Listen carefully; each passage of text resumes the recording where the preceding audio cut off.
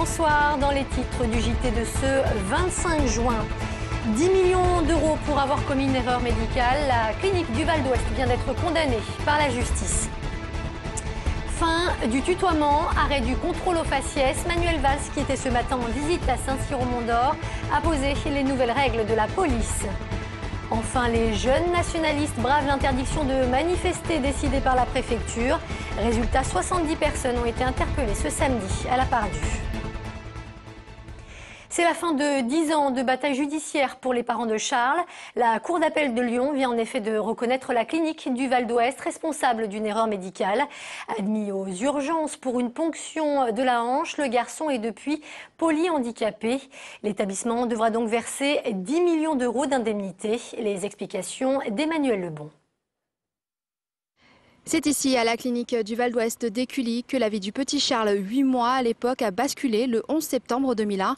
Admis pour un genou enflé, le petit garçon est ressorti avec de graves séquelles neurologiques et physiologiques suite à une succession d'erreurs médicales qui l'empêchent aujourd'hui de marcher, de manger et de parler.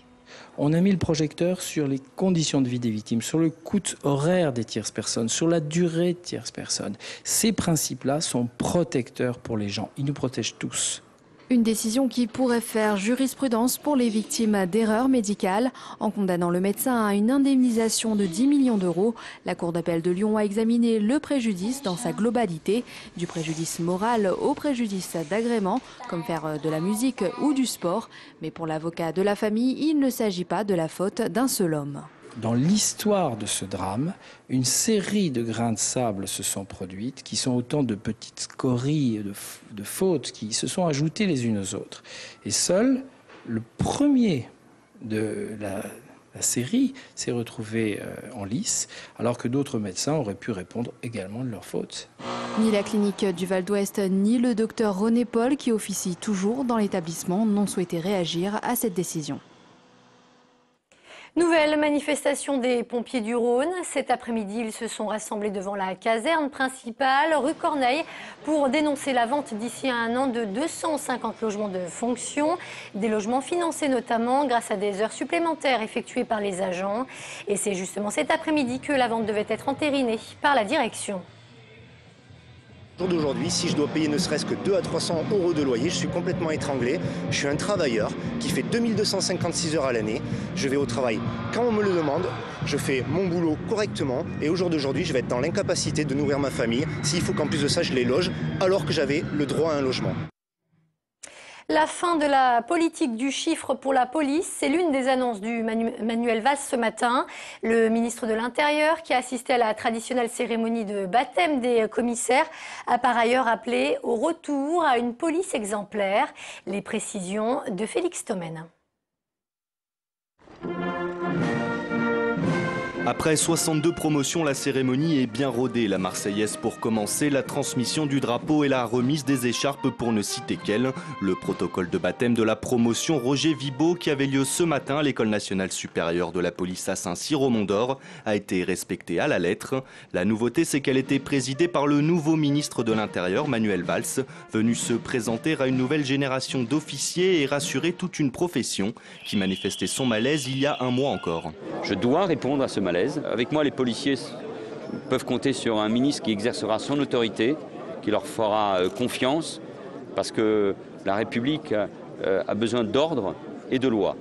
Les félicitations au nouveau diplômé expédié. Le locataire de la place Beauvau en a surtout profité pour dicter sa ligne de conduite. Plus de tutoiement lors des contrôles d'identité, bannissement des contrôles abusivement répétés ou réalisés sans discernement, mais aussi et surtout l'arrêt définitif de la politique du chiffre, symbole du quinquennat Sarkozy. Il y avait besoin de cesser la politique du chiffre parce qu'elle a créé un malaise dans la police, parce que les hiérarques de la police nationale ont leur rémunération qui est indexée sur cette politique, donc ça ne pouvait pas durer. L'éventuelle mise en place de récépissés à délivrer à la fin des contrôles d'identité et qui fait polémique n'a pas été évoquée, même si l'on sait que le ministre de l'Intérieur a déjà rencontré en privé policiers et gendarmes pour discuter de ce sujet. La Commission nationale de l'informatique et des libertés ainsi que des associations doivent elles aussi être consultées dans les jours à venir. C'est parce qu'elle redoutait un trouble à l'ordre public que la préfecture avait décidé d'interdire la manifestation des jeunesses nationalistes. Ce samedi, pourtant, plusieurs dizaines de militants se sont rassemblés dans plusieurs lieux de la ville, dont la gare de la Part-Dieu. 70 ont d'ailleurs été interpellés, certains munis de couteaux et de fumigènes. Sur place, Benoît d'Autriche. La France aux Français! Bleu, blanc, rouge! La France aux Français! Bleu, blanc, rouge! Il est un peu plus de 16 h samedi quand les derniers militants des jeunesses nationalistes sont évacués de la gare de la Part-Dieu. Le face-à-face avec les forces de l'ordre avait commencé 2 heures plus tôt. Interdit de manifester place Guichard, une trentaine de militants d'extrême droite avaient alors investi le hall de gare. Après un bref affrontement et des tirs de gaz lacrymogène, la tension montait entre les 36 individus et la foule massée au dehors de la gare. Un hélicoptère quadrillait le secteur et les 700 policiers mobilisés organisaient l'évacuation sous les huées de la foule.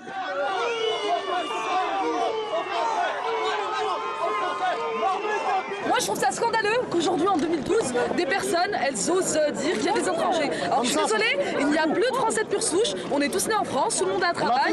Donc maintenant, ça sert à rien de créer des émeutes. Au total, 70 militants ont été interpellés dans la journée à la Part-Dieu, mais aussi à Saint-Jean et place Guichard. 50 d'entre eux ont été placés en garde à vue, dont Yvan Benedetti, le président du groupuscule L'Œuvre Française.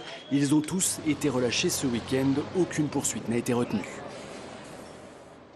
L'un des plus gros trafics de faux papiers devant la justice depuis ce matin. 23 prévenus comparaissent devant le tribunal correctionnel de Lyon.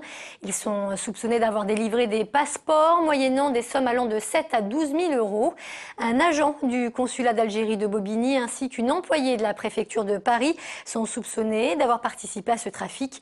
Le procès doit durer 2 semaines. Leur action se voulait avant tout symbolique. Des militants d'Oxfam ont organisé un happening place des Célestins ce week-end avec Kalachnikov et liasses de billets. Une manifestation pour réclamer un traité régulant le commerce des armes et ce à 15 jours d'une conférence des Nations Unies sur ce sujet. L'idée là, c'est d'avoir quelque chose de très visuel pour interpeller un peu l'opinion publique et demander aussi aux Français de se mobiliser. Il y a eu plus de 150 États qui se sont engagés en faveur du traité de régulation, donc on a déjà des pays qui se sont mobilisés, qui ont fait les premiers pas. Et là, on arrive vraiment, au final, l'écriture du traité et comment est-ce qu'il va être mis en place. Le but étant que tous les pays du monde s'engagent à respecter ce traité-là et qu'il y a une possibilité de contrôle et de négociation à chaque fois qu'il y a des ventes d'armes.